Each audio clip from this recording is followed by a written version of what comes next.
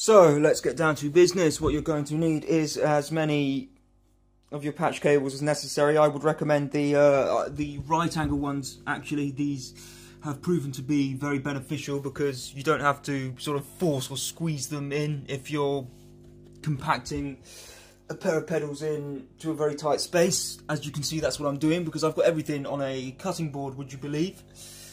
That is in itself all concealed into an old laptop case, but yeah, that is just me, so that is not going to apply to everyone's situation. Anyway, you're also going to need your Velcro, your hook side and your ring side. You can get these on Amazon, eBay. You can get these at any sort of hobbycraft store, hobbycraft sort of outlet. I'm sure you won't have to go far to find somewhere that would do that sort of thing.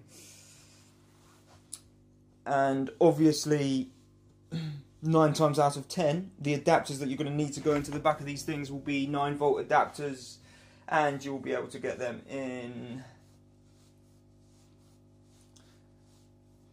probably, I would say, the majority of your electrical outlets. So that's that.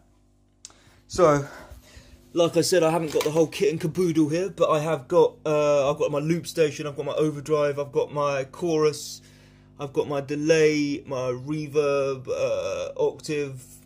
I've got another delay, but sorry, I've got another looper. I mean, and I've got a spare looper and a dynamic wire. These two, they're not really for me at the moment, so I'm just going to stick them down for display purposes to sort of fill out my board a bit more, but I'm just going to use the rest. So yeah, first things first, it is standard procedure. Let's start from the amp. You have got obviously the input socket, and you've got your lead, your standard jack, which is going to go into the, sorry, yeah, it's the input of that will go directly into the output of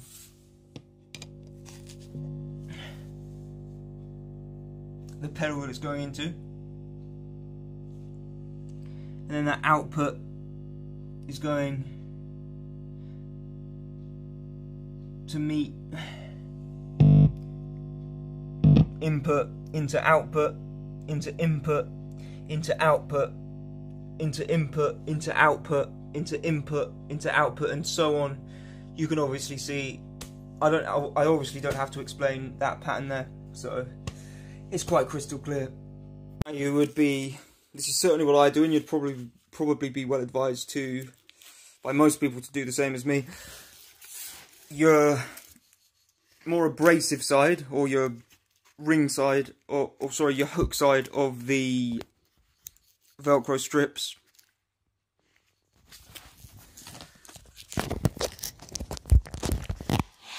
would probably be the layer that you would want facing upwards. So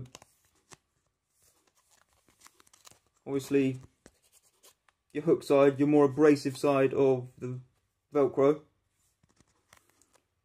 So you've got your sticky bottom. You've got that. This sticky part is going to be what you're going to slam down onto the board itself. And your ring side, or your not so abrasive side, your softer side, your ring side, that's going to go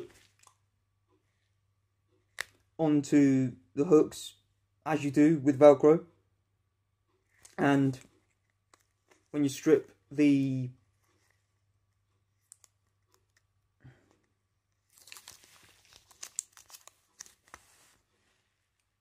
other one, that's also going to have a sticky layer, and that sticky layer is what's going to attach the pedal. So everything just lays down like that. I don't know if that was crystal clear, but it will soon be. Hairdryer is something you would be well advised to use if you are younger. Make sure you get your parents' permission and everything, because things could go wrong if you're unsupervised. So yeah, take extra caution with this one. What you're doing, you're not going nuts with it. You are effectively melting or forming a sort of adhesive, so it becomes extra lubricated, so that it forces itself to stick better.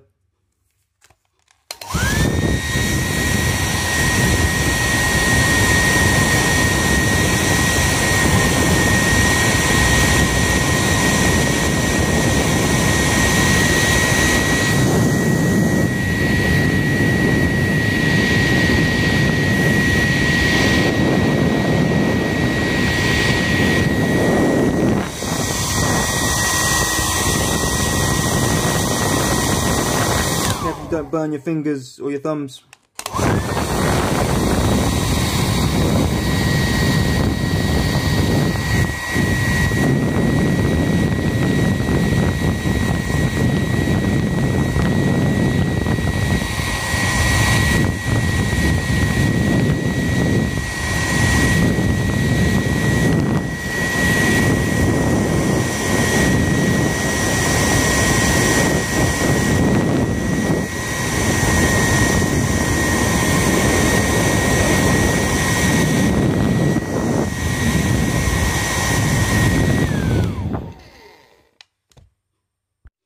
You do the same on the softer side,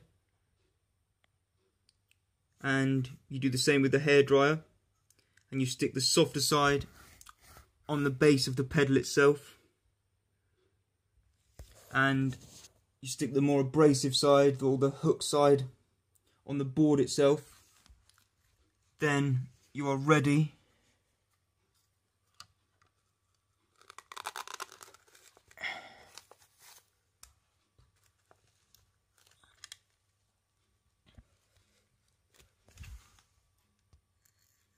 hopefully that should settle okay.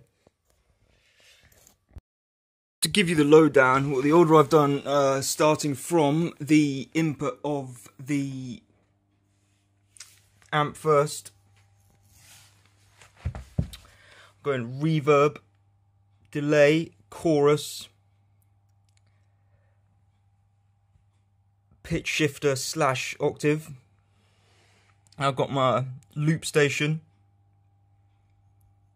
Then finally my overdrive. These two I'm not using at the moment. I can't really see a reason why I'm going to need a dynamic wah or a second looper at this current time, so I'm just going to keep these in my back pocket for the time being, but hopefully I'm going to get the best use out of them some point in the foreseeable future. But yeah, so yeah, reverb, delay, chorus, pitch shifter / octave, loop, overdrive.